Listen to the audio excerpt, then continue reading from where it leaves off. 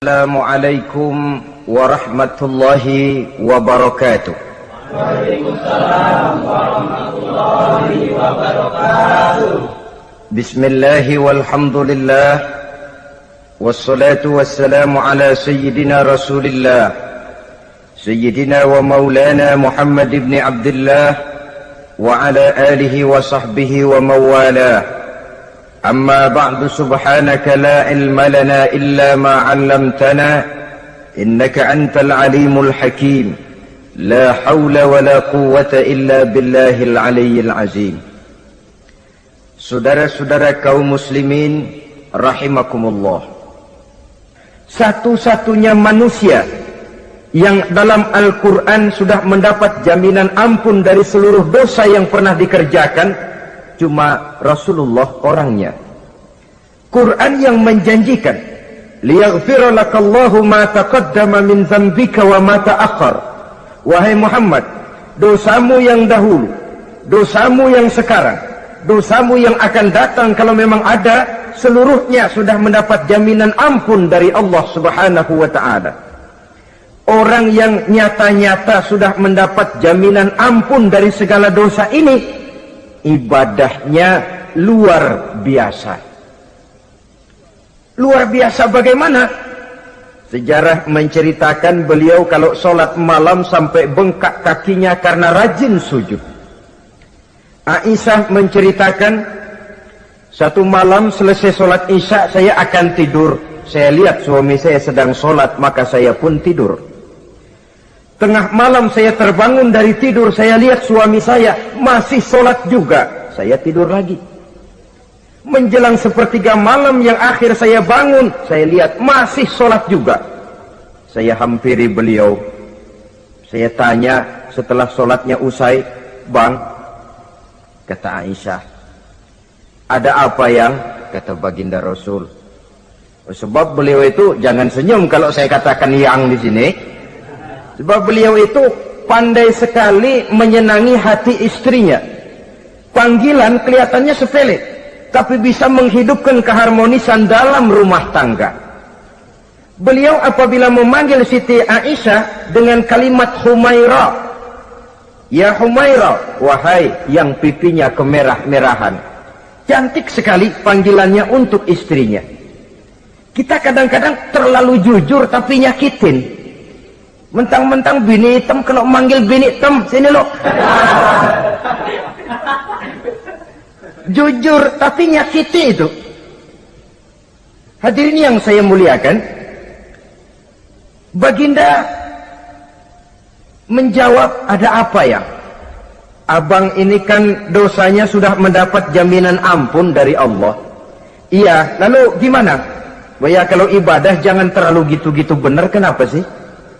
Orang sudah dapat jaminan ampun itu kan mestinya tenang, aman. Ini malah seolah-olah beliau orang yang paling banyak mempunyai dosa. Tidak puas melaksanakan hanya sholat yang wajib ditambah dengan yang sunnah-sunnah. Tidak usah gitu-gitu bener lah bang, sudah dapat jaminan ampun ini." Terhadap usul istrinya ini, apa jawab beliau? Sederhana, tapi melambangkan sikap jiwa yang luhur. Beliau menjawab, "Aisyah, afala uhibbu an akuna abdan syakura." Yang apa saya tidak senang kalau saya ini oleh Allah mendapat gelar abdan syakura, hamba yang pandai bersyukur, hamba yang tahu berterima kasih. Makin diampuni, makin banyak sujud saya, makin diampuni, makin banyak ibadah saya kepada Allah. Inilah prinsipnya. Saudara-saudara, oleh karena ibadahnya demikian rupa, Allah lalu dekat. Oleh karena Allah dekat, perjuangan beliau itu, walaupun Quraisy melakukan segala macam cara dan usaha, mengeluarkan segala daya dan dana, kemampuan dan kekuasaan, tidak pernah berhasil mematahkan, walaupun berhasil menekan perjuangan baginda Rasulullah sallallahu alaihi wasallam. Coba kalau kita buka sejarah, beliau itu kan mulai berjuang sendiri, yang dihadapi masyarakat yang keras, kasar, brutal. 14 abad yang lalu, semenanjung Arabia terkenal sebagai masyarakat yang jahiliyah, di mana maksiat dan munkarat merajalela. Sembahan adalah berhala. Anak perempuan lahir dibunuh hidup-hidup. Itu zaman dulu, zaman sekarang pun tidak jauh bedanya. Malah kalau zaman dulu dikubur hidup-hidup, sekarang sebelum lahir sudah dibunuh. Yang namanya abortus itu. Kadang-kadang aneh, kita mengadakan operasi bersih, dilarang buang sampah sembarangan. Kalau sudah buang sampah saja tidak boleh sembarangan, tahu-tahu zaman sekarang ini bayi dibuang di tempat sampah. Bukan lagi kertas, bukan lagi kardus, bayi dibuang di comberan.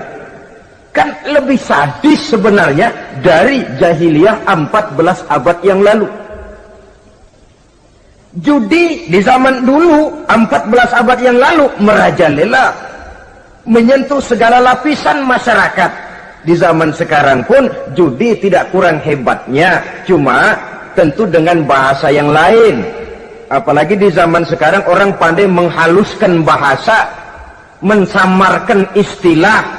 Judi disebut sumbangan umpamanya, sehingga orang lalu tidak terasa bermain judi, terasanya ikut nyumbang. Itu sekedar istilah yang merangsang orang sebenarnya. Masyarakat yang semacam ini yang dihadapi oleh baginda Rasul. Diangkat jadi Rasul umur 40 tahun lalu mulai berjuang. Mula-mula secara sembunyi dakwahnya itu. Dari pintu ke pintu, dari rumah ke rumah, dari orang ke orang. Hasilnya 3 tahun gerilya berdakwah, dapat pengikut tidak lebih 11 orang. Sudah tidak digaji, tidak dapat beras, hidup pun miskin. 3 tahun dakwah, dapat pengikut 11 orang. Ustadz mana zaman sekarang yang masih mau ngajar? Kalau 3 tahun buka pengajian, yang ngaji cuma 11, bubar. Kiai mana yang masih mau buka pondok? Kalau 3 tahun buka pesantren, santrinya cuma 11. Pemimpin mana yang masih mau kampanye? Kalau 3 tahun kampanye dapat pemilih cuma 11, bangkrut. Tapi tidak dengan Rasul. 3 tahun berlalu, turun perintah fasda bima tu'mar. Tidak usah berdakwah secara sembunyi, Muhammad sampaikan saja Islam secara terbuka. Mulailah beliau berdakwah secara terbuka, terang-terangan. Mula-mula Quraisy dikumpulkan dekat Ka'bah. Kumpulah Abu Jahal, Abu Lahab, Abu Sufyan dan gembong-gembong Quraisy. Di sana buat pertama kali secara terbuka baginda Rasul pidato. Tuan-tuan Quraisy, apakah tuan-tuan percaya kepada saya? Percaya. Kenapa? Karena Anda Muhammad sejak kecil belum pernah bohong. Baik.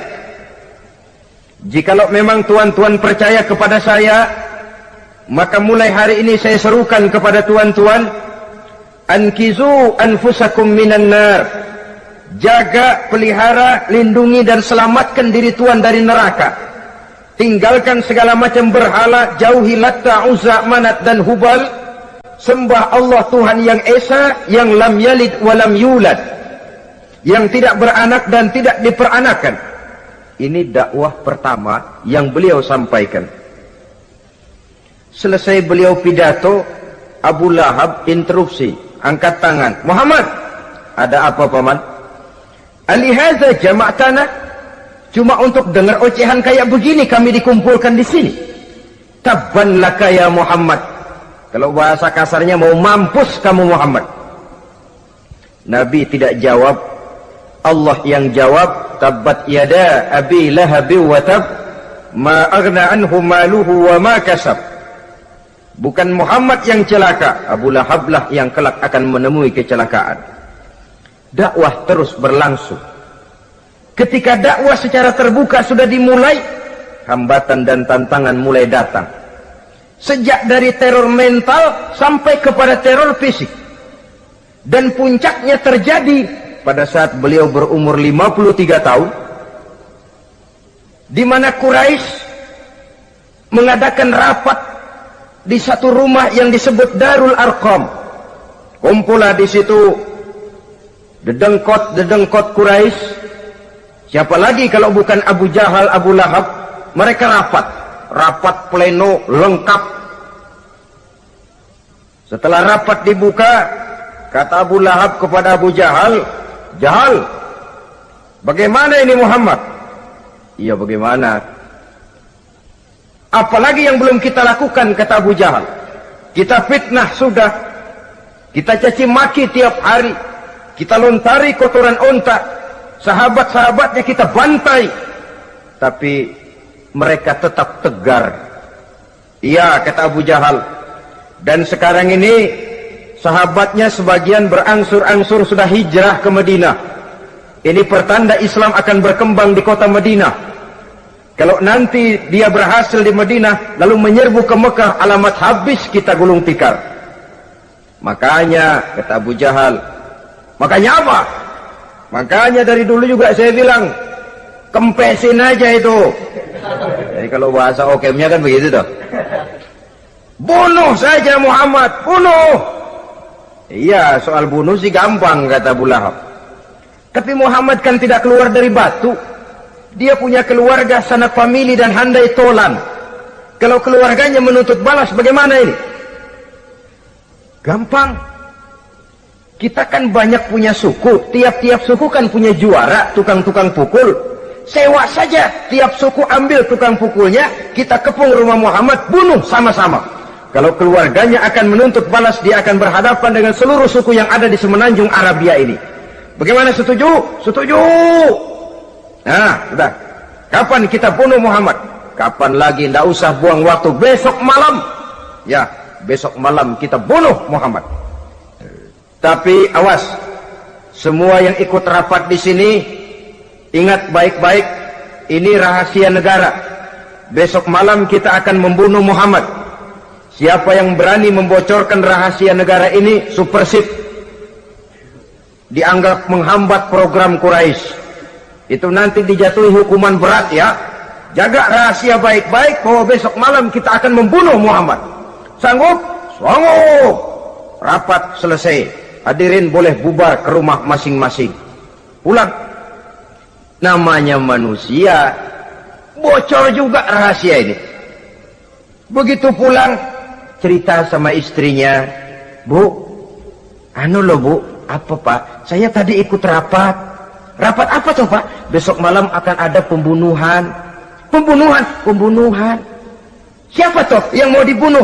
"Muhammad." "Tapi jangan bilang-bilang ya, ini rahasia negara." "Ini rahasia negara Bu, jangan bilang-bilang." "Iya Pak, iya." Nah, besok pagi istrinya ngobrol sama tetangganya, "Mbak Ayu, tahu nggak?" "Apa toh?" "Nanti malam akan ada pembunuhan." "Siapa yang mau dibunuh?" "Muhammad." "Loh, sampean tahunya dari mana?" "Suami saya ikut rapat." "Tapi jangan bilang-bilang ya Bu ya. Ini rahasia negara. Jangan bilang-bilang. Nanti yang satu sampaikan lagi, jangan bilang-bilang. Terus jangan bilang-bilang. Akhirnya berita tersebar. Sehingga pagi hari itu sebagian besar penduduk Mekah sudah tahu kalau nanti malam akan ada pembunuhan. Maka lepas zuhur, Mekah itu mulai tegang. Yang simpati, "Aduh, kasihan Muhammad, nanti malam akan dibunuh." Yang tidak senang, "Mampus, biar dia rasain, ntar malam."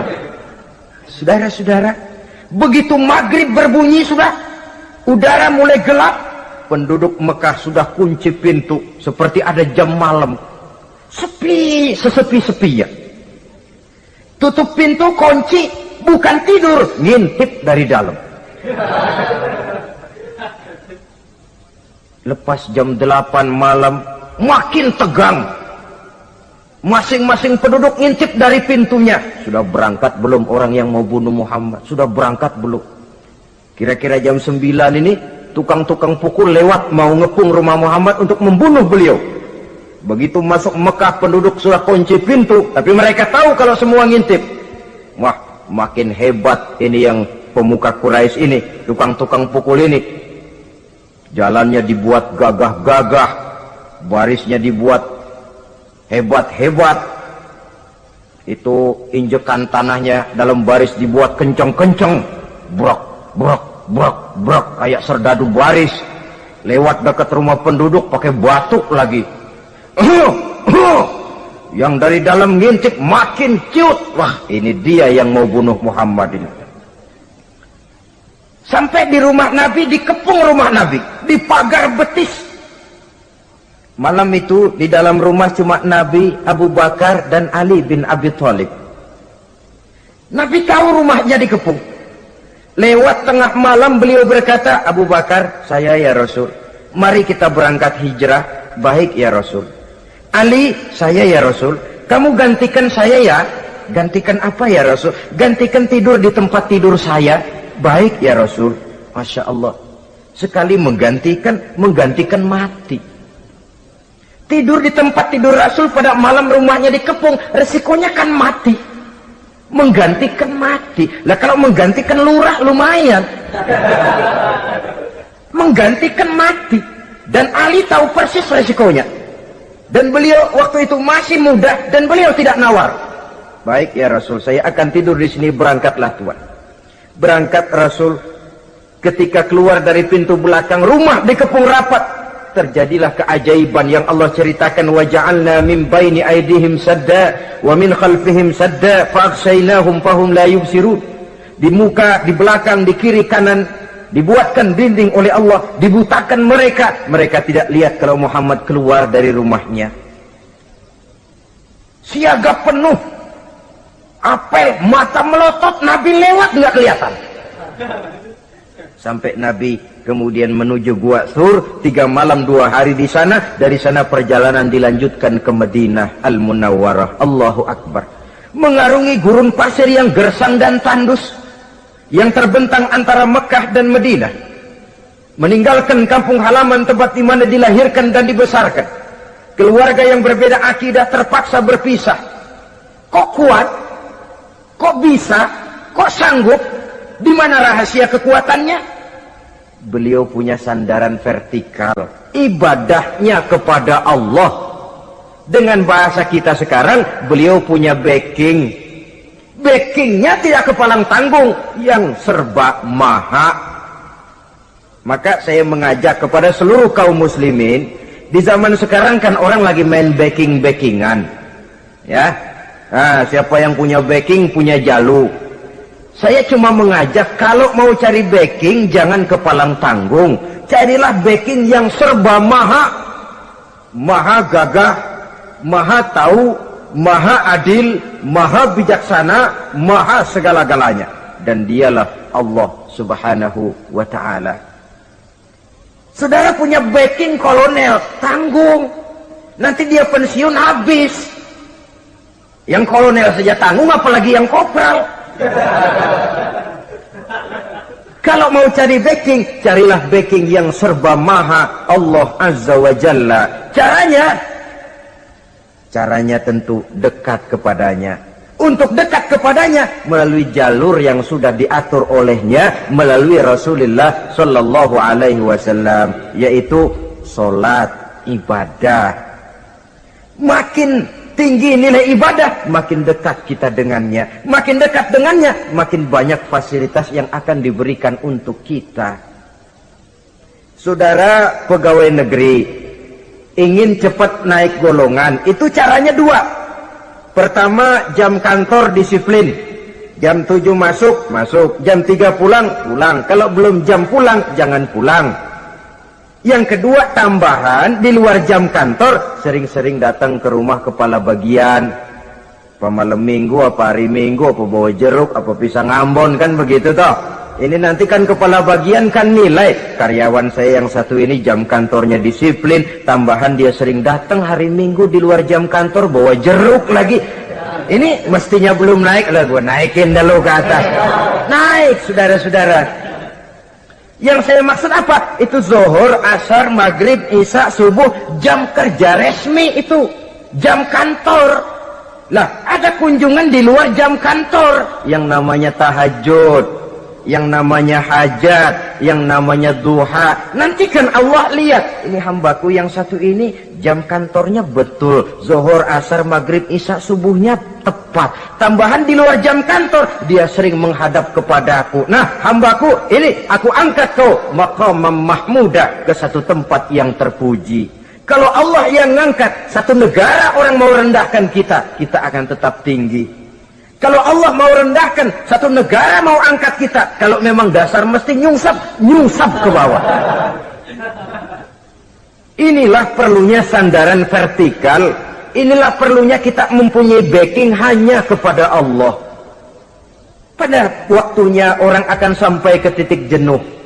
Dalam kesunyian orang sering mempertanyakan eksistensi diri, mulai mempertanyakan hakikat keberadaannya di tengah kesibukan bisnisnya, di tengah kesibukan kerja dari rapat ke rapat, dari kantor ke kantor, dari tender ke tender. Orang akan sampai kepada titik jenuh. Dikala itu dia memerlukan ketenangan, dikala itu dia memerlukan kedamaian, dikala itu dia mencari eksistensi diri. Sebenarnya hidup ini mau apa sih? Cuma sekedar menjalani hal-hal yang rutin saja, pergi pagi pulang sore, peras keringat, banting tulang, atau ada tujuan yang lebih luhur daripada sekedar ini? Dikala itulah dia mulai mencari jalur untuk mendekatkan diri kepada Sang Pencipta. Dan tidak bisa ingin dekat dengan Allah, saudara, pakai aturan sendiri. Ingin dekat dengan gubernur harus ikut aturan yang ditetapkan oleh protokolnya gubernur. Ingin dekat dengan presiden, ya ikut jalur yang sudah disusun oleh protokolnya presiden.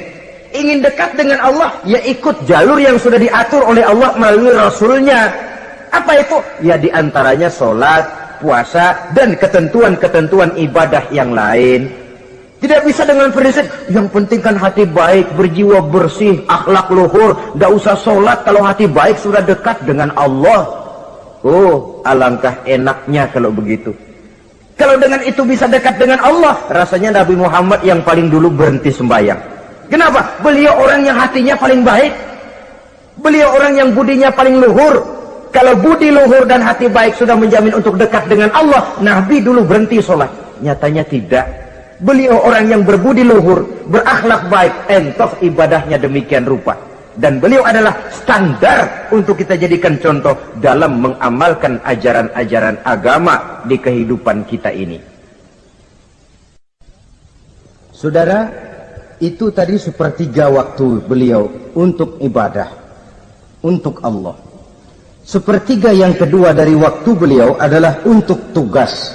Dalam hal ini, sebagai seorang Rasul, menyampaikan risalah Islam berhadapan dengan umat.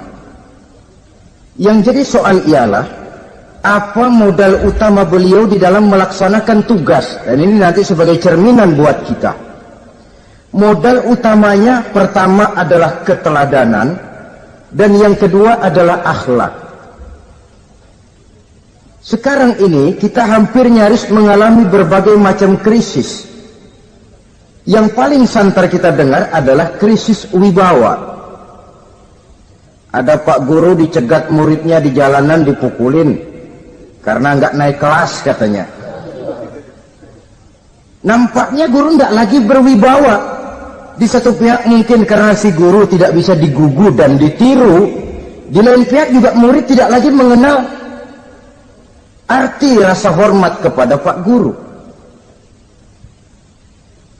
Nah, kenapa krisis wibawa timbul?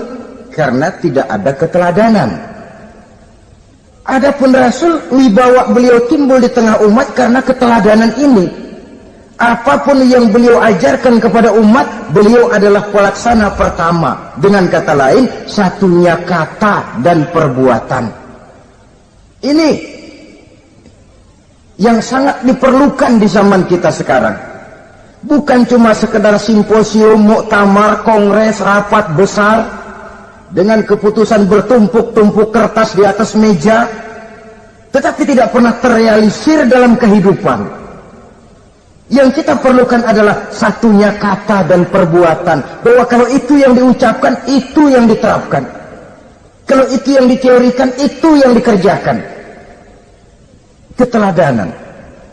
Yang kedua, rahasia sukses beliau dalam melaksanakan tugas berhadapan dengan umat, akhlak. Beliau tidak menyampaikan Islam ini dengan kekerasan, tidak juga dengan bujuk rayu harta, tidak pula dengan menakut-nakuti orang. Belum pernah kita baca dalam sejarah beliau teriak-teriak, awas yang tidak masuk Islam dipecat jadi orang Arab. Tidak.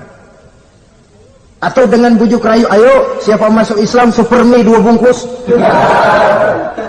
Tidak.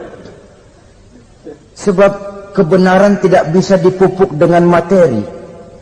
Kebenaran adalah soal keyakinan, dan keyakinan adalah soal batin. Orang yang beragama karena tertarik kepada super mie, orang yang beragama karena tertarik kepada pakaian, kepada obat-obatan, nilai imannya dipupuk dengan materi. Dan usaha seperti itu sama saja dengan menegakkan benang basah. Dia percaya kepada sesuatu yang dia tidak mengerti. Dia yakin kepada sesuatu yang dia tidak tahu apa bentuk yang dia yakini itu. Alangkah malang dan kasihannya orang yang beragama seperti ini. Tidak demikian dengan Rasul. Islam ini adalah satu keyakinan. Keyakinan terhadap kebenaran hanya bisa ditegakkan dalam nurani manusia yang paling mendasar. Karena itu dia tidak bisa dipaksakan. Dan itu pula sebabnya Quran punya prinsip la ikraha fid din. Tidak ada paksaan dalam beragama. Mau Islam silakan, tidak mau Islam silakan. Allah tidak memaksa. Tapi ayat ini jangan disalah pakai. Tidak pernah sholat, ditanya orang, kamu kan Islam kok enggak sholat? La ikraha fid din dong. Salah pakai. Yang tidak ada paksaan dalam beragama itu untuk orang di luar Islam. Kepada tuan-tuan di luar Islam, la ikraha fid din, tidak ada paksaan masuk Islam. Tapi kalau sudah masuk ke dalam Islam, maka berlaku peraturan Islam. Contohnya begini saja, tidak ada paksaan masuk ke rumah saya. Itu toh. Mau masuk silahkan, tidak mau masuk tidak ada urusan. Tapi sekali saudara masuk ke rumah saya, saudara harus ikut tata tertib yang ada di dalam rumah saya. Kira-kira beragama itu begitu. Tidak ada paksaan masuk Islam. Tapi sekali saudara masuk Islam, maka berlaku peraturan Islam untuk kehidupan saudara. Jadi la ikraha fid din ini buat orang di luar garis. Allah tidak maksa-maksa orang mau masuk Islam, mau tidak. Silahkan saja. Tapi ketika orang mendapat hidayah, masuk ke dalam Islam, peraturan Islam berlaku dalam kehidupannya. Saudara hadirin, kaum muslimin rahimakumullah. Akhlak. Mari kita lihat lebih jauh bagaimana sih akhlak beliau yang mulia itu. Allahu Akbar. Kalau orang berakhlak kepada teman, itu sih biasa. Tapi berakhlak kepada musuh, ini yang luar biasa. Ini yang agaknya Allah saja memuji beliau. Wa innaka la'ala khuluqin azim. Engkau Muhammad benar-benar berada di atas budi pekerti yang luhur dan terpuji. Kalau saya baik kepada orang yang memang baik kepada saya, logis toh, wajar, memang harusnya. Tapi berbuat baik kepada orang yang jahat terhadap saya, ini yang tidak setiap orang bisa. Nah, sebab itu saya tidak ingin menceritakan akhlak beliau kepada sahabat, namanya juga kepada sahabat. Saya akan kutip beberapa riwayat yang menceritakan bagaimana akhlak beliau kepada orang yang nyata-nyata memusuhinya. Berbagai riwayat menceritakan bagaimana beliau ketika di Taif dilontari orang dengan batu, yang melontari beliau malah mendapat doa. Allahumma hdi qaumi fa innahum la ya'lamun. Ya Allah, berikan hidayah, berikan petunjuk kepada yang mereka yang melontari saya dengan batu, karena mereka tidak tahu. Kalau saja mereka tahu, mereka tidak akan melontari saya dengan batu. Ya Allah, berikan hidayah kepada mereka. Padahal ketika itu malaikat Jibril menawarkan jasa. Muhammad, kalau kamu mau orang yang melontari kau dengan batu itu hancur, saat ini juga saya angkat Jabal Uhud, saya timpakan mereka biar mati semua. Mau Muhammad? Jangan Jibril, mereka tidak tahu. Kalau saja mereka tahu, mereka tidak akan melontari saya dengan batu. Lebih baik doakan mereka supaya mendapat hidayah dari Allah. Dalam kondisi kepepet, dilontari dengan batu, malaikat Jibril datang menawarkan jasa. Beliau lebih memilih mendoakan orang yang berbuat jahat itu. Ya Allah, bukan main. Umumnya kita kan kalau lagi kepepet ada yang nolongin, girang bener. Andai kata kita yang jadi nabi disambitin orang, datang malaikat Jibril nawarin, bagaimana sikap? Habisin aja dah.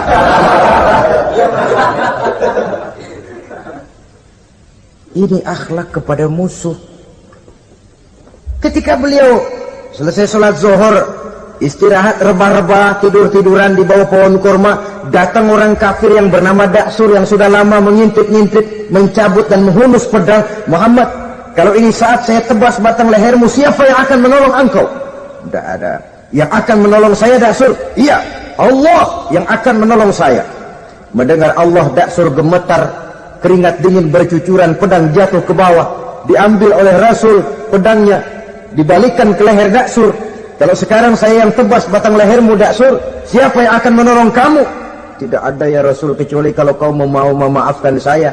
Baik, ambillah kembali pedangmu, kau saya maafkan, dan jangan ulangi lagi perbuatan semacam ini.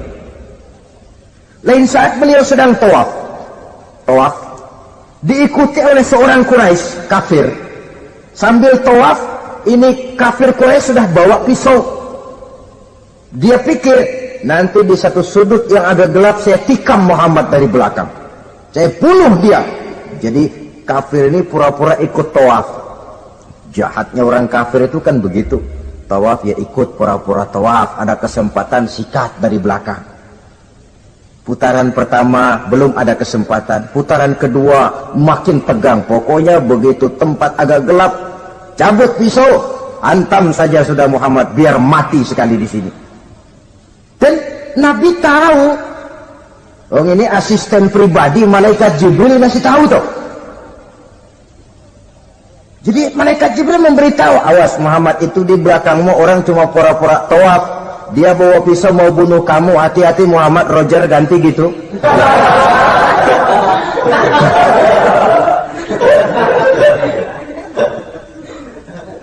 Tahu persis beliau. Sampai di satu sudut yang gelap, si kafir ini mencabut pisau. Nabi nengok ke belakang, menoleh Nabi.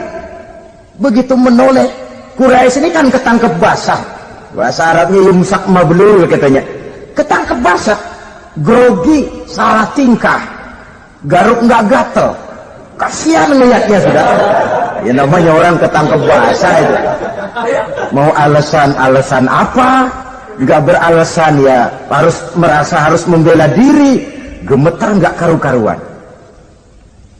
Kata Nabi senyum. Mau apa, Mas? Anu Rasul, ini anu apa? Anu. Sudah, saya kan tahu kamu mau bunuh saya toh. Sudah, saya sudah tahu kok. Oh, kamu jangan pura-pura. Kamu kan mau bunuh saya kan? Terus terang saja. Iya Rasul, iya. Sekarang gimana? Enggak berani Rasul. Minta maaf saja. Ya kalau sudah kamu minta maaf begitu, sudah kamu pulang sana, jangan diulangi lagi ya. Begitu mudah beliau memaafkan orang yang nyata-nyata mau menghabisi nyawanya, sepanjang itu belum terwujud, sepanjang itu belum terbentuk dalam artian real. Sangat mudah beliau memaafkan orang. Saudara hadirin kaum muslimin rahimakumullah, pemaaf, lapang dada, toleransi, menghargai pendapat para sahabatnya, ini sederetan dari akhlak yang terpuji. Sehingga karena keluhuran akhlak inilah yang menyebabkan orang tertarik masuk ke dalam Islam. Beliau berprinsip apa? Basiru wala tunaffiru, yasiru wala tu'asiru. Gembirakan orang, jangan ditakut-takuti. Mudahkan persoalan orang, jangan dibikin sulit. Ini kan satu prinsip yang sangat baik dalam melaksanakan dakwah, dalam menyampaikan misi. Apapun tugas kita di masyarakat, sebagai pegawai pemerintahan, pejabat negara, pedagang, pengusaha, seniman, ustadz, mubaligh, kiai, ulama, dalam berbagai profesi, modal utama untuk sukses adalah akhlak. Sebab hati kita yang tahu cuma Allah. Orang lihat penampilan kita, orang lihat muka kita. Sebab itu Nabi katakan, innakum la tas'una nasa bi amwalikum walakin yas'uhum minhum bastul wajhi wa husnul khuluqi. Kamu tidak akan bisa menarik simpati orang banyak dengan hartamu, tapi bisa kau tarik simpati orang banyak dengan akhlak yang baik dan muka yang senyum, muka yang enak dilihat. Orang kadang sering bilang, dia mah biar mukanya begitu hatinya baik. Iya, soal hati kita nggak tahu. Yang kita lihat pertama muka. Bagaimana gue mau ikut dia, mukanya kayak batu kuburan. Kesan serem pertama itu kan sudah ada. Walaupun kadang-kadang hati memang baik, tapi hati itu kan urusan Allah. Yang kita lihat pertama muka. Ini barangkali nanti termasuk teori dalam psychology of salesman ya, bahwa sesuatu yang baik kalau dihidangkan dengan cara yang tidak baik, orang tidak akan tertarik. Lihat saja, orang sekarang ini kan entah makin lajunya dunia bisnis kita, masuk ke rumah-rumah kita cuma menawarkan air jahe, menawarkan sasa, menawarkan kecap bango, menawarkan barang-barang yang kelihatannya remeh. Ini kan termasuk psychology of salesman. Yang datang ya biasanya perempuan, wajahnya ya lumayan, paling kurang sedikit di atas 6 lah begitu. Lalu tutur katanya sopan, masuk ke rumah tidak sungkan, ada rasa familiar, rasa kekeluargaan, lalu datang. Taktik untuk menawarkan barang yang jadi merek dagangannya. Nah, Islam ini agama yang baik. Kalau disampaikan dengan cara yang tidak baik, sadis, memponis, orang akan lari dan jauh. Menyinggung, bukan menyentuh. Siapapun kalau tersinggung lari, tapi kalau tersentuh, dia akan mendekat. Apaan lo Islam bayang begitu? Mikirnya anak, gue sembayang diomelin, mendingan kagak sembayang sekalian ketahuan. Saudara hadirin yang saya muliakan, ini yang diberikan contoh oleh baginda Nabi. Apapun tugas kita, pedagang utamakan akhlak, petani utamakan akhlak, seniman utamakan akhlak, mubaligh utamakan akhlak, pejabat negara utamakan akhlak, pelayan dan pengabdi masyarakat utamakan akhlak. Saudara hadirin yang saya hormati, kaum muslimin yang berbahagia. Oh, jadi untuk sukses di masyarakat, untuk sukses di tempat tugas, modal utama adalah akhlak. Dan ini yang dicantikan contoh dari Nabi kita Muhammad sallallahu alaihi wasallam. Sepertiga waktunya untuk tugas. Dalam menjalankan dan melaksanakan tugas sebagai seorang rasul, menyampaikan risalah Islam berhadapan dengan umat, modal utamanya adalah akhlak. Demikian juga kita di masyarakat. Dan akhlak itu memang harus dibiasakan sejak kita kecil. Sehingga dengan demikian nilai-nilai yang baik akan terus terbawa sampai di hari tua kita. Saudara-saudara, rasanya kehancuran satu bangsa dimanapun di dunia ini selalu dimulai dengan kehancuran akhlak daripada bangsa itu sendiri. Dan kehancuran akhlak itu bisa saja terjadi di tengah kemakmuran ekonomi, di tengah maju dan canggihnya teknologi. Kapan? Apabila pegangan orang kepada agama sudah lemah dan rapuh.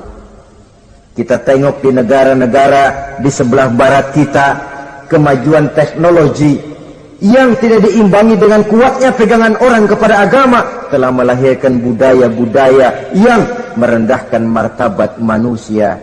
Lahirlah kebudayaan hippies, lahirlah kebudayaan nudis, hidup serba bosan dengan ini dan itu karena segalanya sudah dimiliki. Rumah mentereng, jumlah kendaraan sejumlah keluarga, kapal pesiar di laut mewah, pesawat udara punya. Setelah ini punya, ini ada, semua ada, titik jenuh sampai. Mau apa semua ini? Akhirnya ingin hidup apa adanya, tidur di goa-goa, tidur di kaki-kaki gunung, tidur di hutan belantara, pakaian kumel. Itu hipis-hipis yang datang kemari, yang pakaiannya kumuh, tambelan, lepis belel. Padahal di kantongnya cek, travel cek, dolar. Lain hipis kita, emang benar-benar gembel.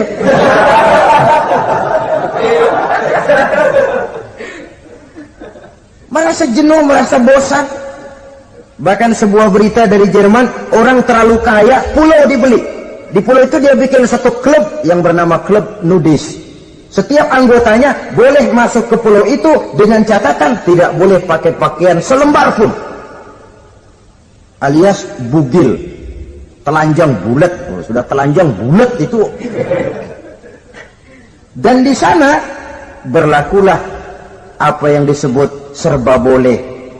Jadi kalau di sana kesana saudara bawa istri masuk anggota, ya silahkan saja, istilah tukar pakai, simpan pinjam bisa-bisa saja, asal suka sama suka. Asal perbuatan yang dianggap tidak merugikan orang lain, suka sama suka, sudah tidak bisa dituntut oleh norma yang berlaku. Ya. Itulah sebabnya kita sering prihatin bahwa kemajuan sering membawa pergeseran nilai. Apabila kita tidak bisa menghindarkan diri dari proses pergeseran nilai, setidaknya kan kita bisa menjaga diri jangan sampai hanyut oleh nilai-nilai yang negatif. Akhlak, baik sebagai muslim, baik sebagai bangsa Indonesia yang berkepribadian luhur, itu merupakan cerminan kita. Saya prihatin, belum lama diselenggarakan kontes bibir terindah. Kontes bibir terindah itu kira-kira apa manfaatnya? Apa yang jadi ukuran? Dan bukankah bibir karunia Tuhan? Ya kalau yang bibirnya mungil bisa ikut kontes lah, kalau yang jebleh gitu.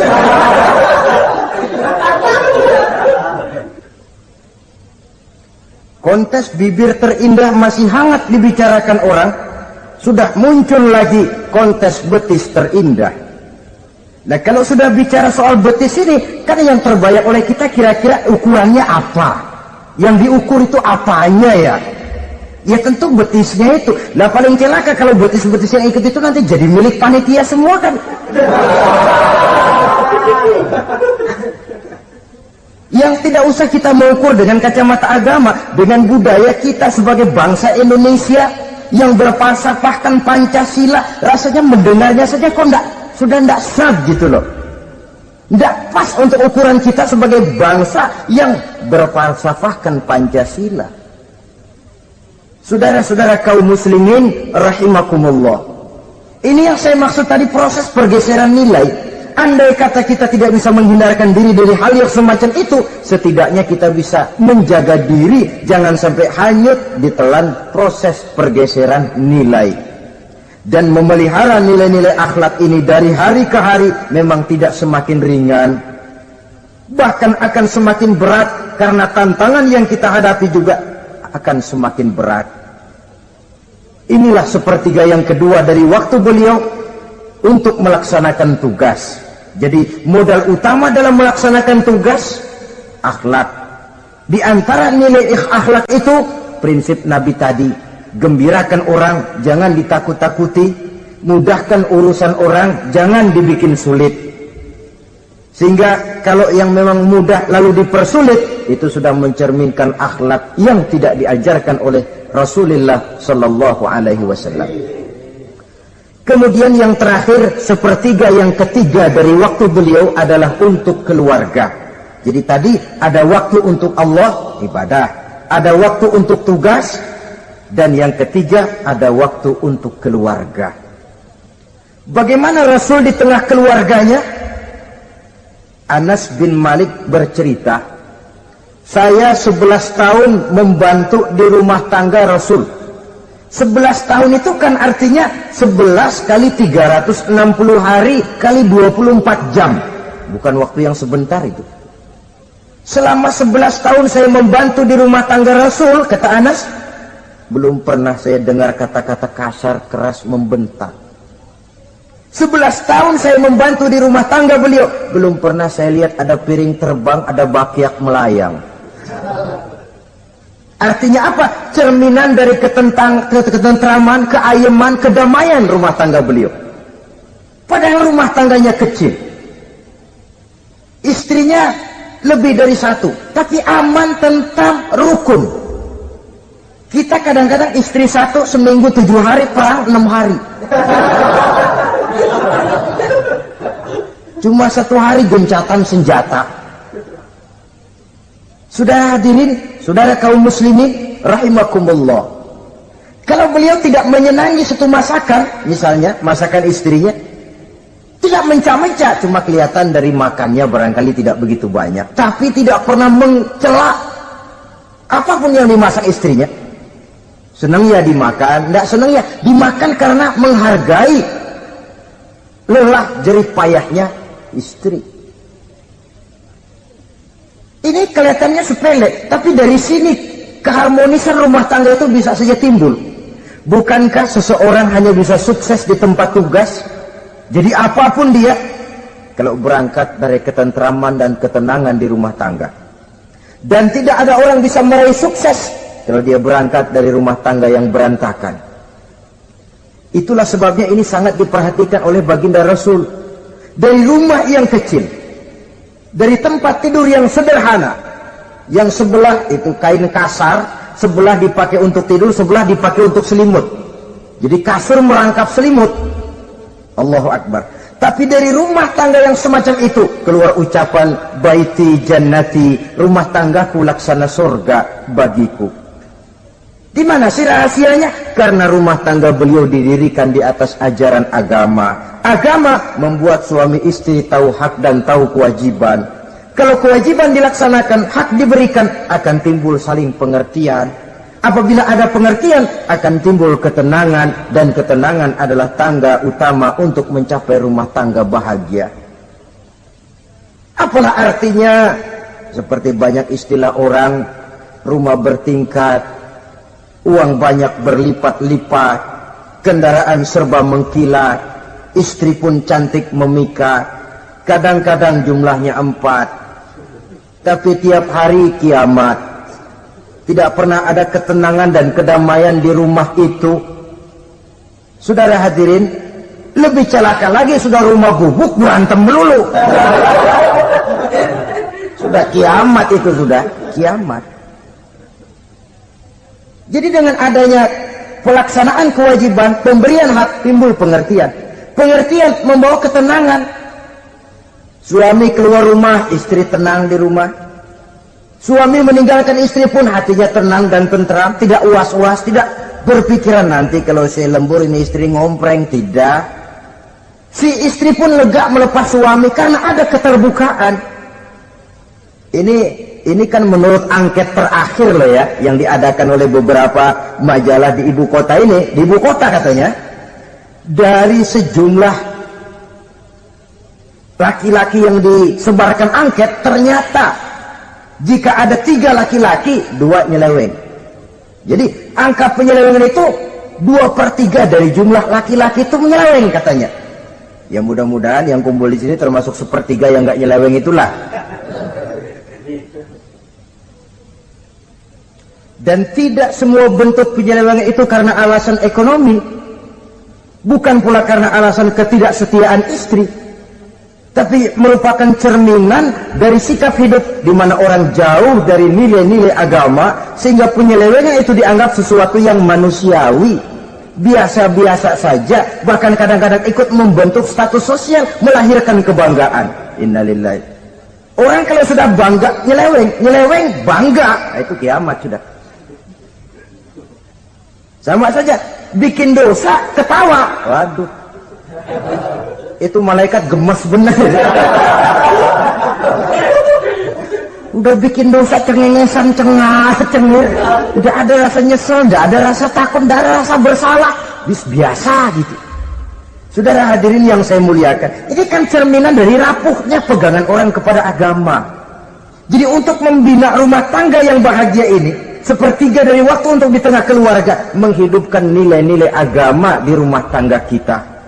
Oleh karenanya, pada bagian akhir dari pertemuan yang singkat ini, saudara-saudara, saya mengajak, marilah pandai-pandai membagi dan mengatur waktu.